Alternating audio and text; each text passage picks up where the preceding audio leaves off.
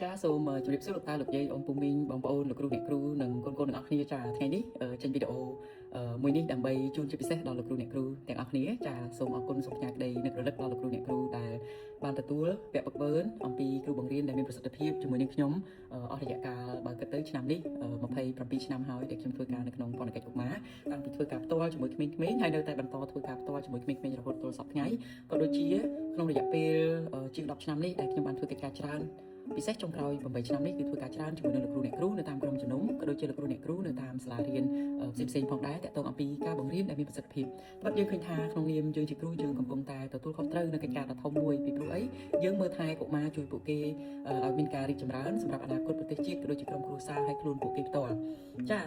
ាមេរៀនមួយដែលខ្ញុំតែងតែបង្រៀនគឺយើងនិយាយអំពីគ្រូល្អថាតើគ្រូល្អមានលក្ខណៈសម្បត្តិបែបណាខ្លះដូច្នេះថ្ងៃនេះយើងចំណាយពេលខ្លីជាមួយគ្នាដែលខ្ញុំសូមជូនមេរៀននេះសង្ខេបតាក់ទងអំពីថាតើគ្រូល្អមានលក្ខណៈបែបណាខ្លះចាអញ្ចឹងទី1គ្រូល្អគឺចូលរួមជាមួយហើយមានក្តីមេត្តាករុណាចាហើយទាំងអត់ធ្មត់ផងដែរអញ្ចឹងយើងឃើញថាយើងជាគ្រូត្រូវការមានកម្លាំងខ្លាំងមែនទែន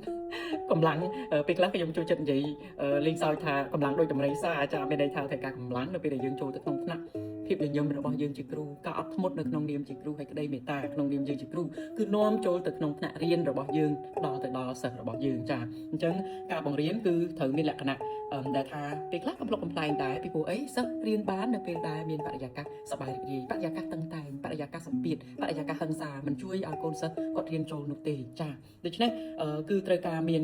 ភាពតាក់ទាញចាពេលខ្លះលោកគ្រូអ្នកឧបចាំនេះបើនៅក្នុងការដែលយើងនិយាយរឿងនៅក្នុងព្រះគម្ពីរវិញខ្ញុំបានឲ្យលោកគ្រូអ្នកគ្រូរៀនបង្កើតជាទំពុកដើម្បីតាក់ទាញនៅក្នុងមេរៀនរបស់យើង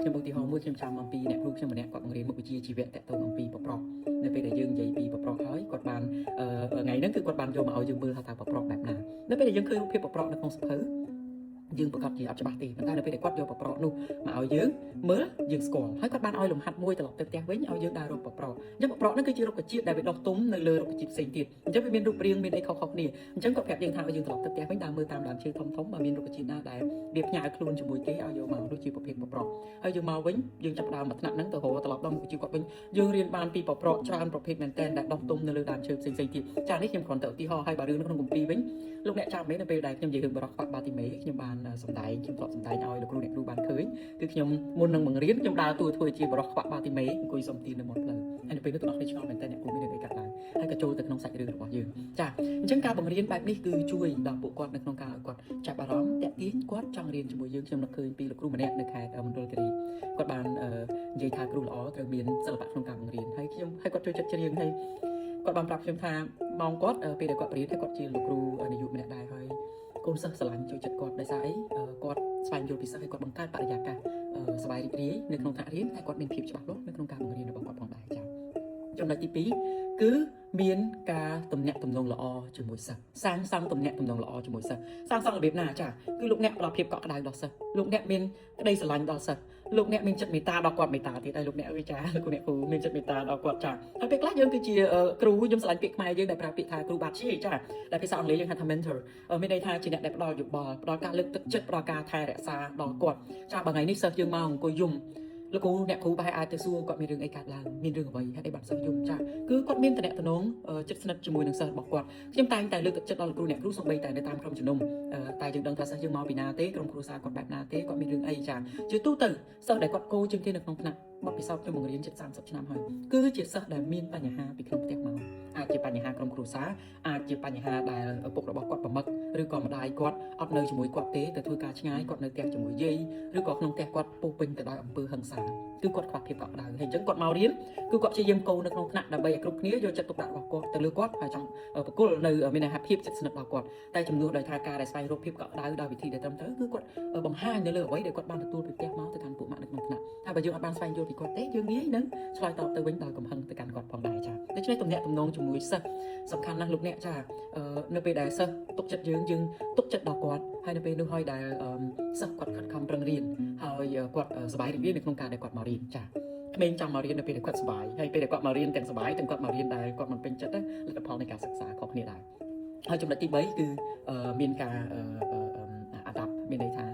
ប្រែប្រួលទៅតាមស្ថានភាពដែរហើយទាំងជំនាញរបស់យើងដែរចាតើតើមួយជំនាញនេះលោកគ្រូអ្នកគ្រូទាំងអស់គ្នាទោះបីជាខ្ញុំនៅពេលនេះវ័យ44ឆ្នាំហើយខ្ញុំធ្វើគ្រូអស់រយៈពេលជិត30ឆ្នាំហើយតែខ្ញុំចាប់ផ្ដើមចូលធ្វើការជាមួយនឹងកុមាររហូតដល់សប្តាហ៍នេះចាលោកអ្នកយើងជាគ្រូត្រូវតែបន្តរីកចម្រើនជានិច្ចរហូតដល់សម័យនេះគឺបច្ចេកវិទ្យា digital រីកចម្រើនខ្លាំងមែនទែនយើងត្រូវតែព្យាយាមខ្លួនយើងរៀនទោះបីជាថាយើងចាស់រៀនមិនប្រកែកដូចក្មេងប៉ុន្តែត្រូវតែព្យាយាមអាប់ដេតខ្លួនយើងការសិក្សារបស់យើងតទៅមុខទៀតជំនាញរបស់យើងចាអញ្ចឹងហើយពេលខ្លះក៏ត្រូវការមានការបត់បែនដែរ adapt ចាមានន័យថាបត់បែនទៅតាមស្ថានភាពទៅតាមស្ថានភាពបើសិនណាជាបរិញ្ញាពេលនេះខ្ញុំតែឧទាហរណ៍ថាលេខថ្ងៃហ្នឹងថ្ងៃវាក្តៅខ្លាំងមែនទែនណា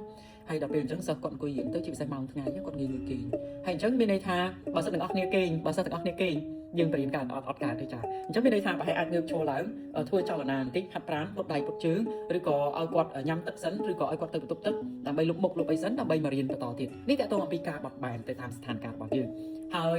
ចុងក្រោយទី5សង្ខេបឲ្យខ្លីគឺតកតងជាមួយនឹង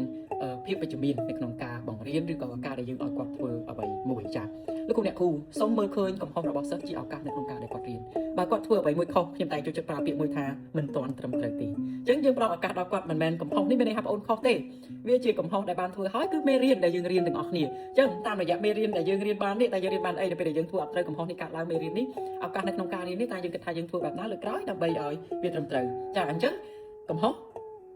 គឺយើងរាប់វាជាឱកាសនៅក្នុងការរីកចម្រើនទៅរកភាពត្រឹមត្រូវហើយបើគាត់ធ្វើបានត្រូវហើយសូមសរសើរគាត់ឲ្យបានតន់ខ្ញុំតែនិយាយថាកុំថាឡើយក្មេងចូលចិត្តការសរសើរសូម្បីតែយើងមនុស្សចាស់ចូលចិត្តការសរសើរដូចគ្នាចាខ្ញុំសង្ឃឹមថាមេរៀនខ្លីថ្ងៃនេះជួយលើកទឹកចិត្តដល់លោកអ្នកទាំងអស់គ្នាហើយយើងនឹងរីកចម្រើនជាមួយគ្នាដើម្បីអនាគតប្រទេសយើងសម្រាប់ខ្ញុំមិនចុះចាញ់ជាដាច់ខាតខ្ញុំនឹងតែបន្តកិច្ចការនេះតទៅមុខទៀតពីព្រោះខ្ញុំដឹងថាកុមារត្រូវការលោកគ្រូអ្នកគ្រូទាំងអស់គ្នាហើយយើងទាំងអស់គ្នាគឺយើងដឹងថាយើងធ្វើកិច្ចការទាំងអស់នេះអស់ពីចិត្តថ្វាយព្រះអង្គម្ចាស់ហើយយើងនឹងមិនបាត់រង្វាន់ណាមួយពីព្រះអង្គនៅឡើយសូមព្រះអង្គបានប្រទានពរសូមអរគុណសូមជម្រាបលា